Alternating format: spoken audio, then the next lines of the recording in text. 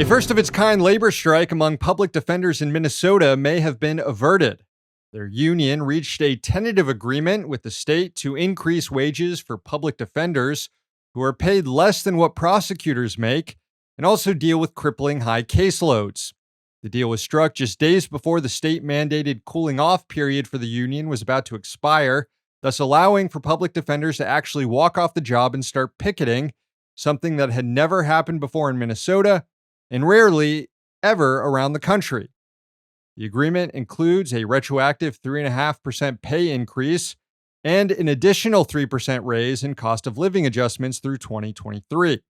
The Minnesota Board of Public Defense still claims it's broke and underfunded by the state, so both sides agreed to lobby the legislature to increase spending for public defenders in the next budget. If approved, the union and board will reopen negotiations for further increases in wages. The nearly 700 public defenders and their support staff represented by the Teamsters will vote on the new contract within the next 2 weeks. Now, in news of strikes that weren't avoided, this one in Minnesota too, where in Minneapolis, public educators are on strike for the 15th day. The city does appear to be moving closer to the union's position, which is ensuring that teachers get a raise and that education support staff get a living wage. Currently, they are among the lowest paid public workers in the city.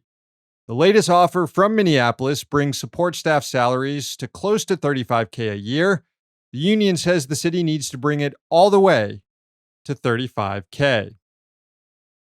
And now to San Francisco, where workers at a Chevron oil refinery went on strike Monday.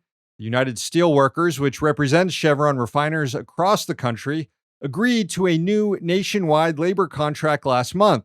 But because of higher living costs in the San Francisco area, workers at this facility want an extra 5% increase in salary.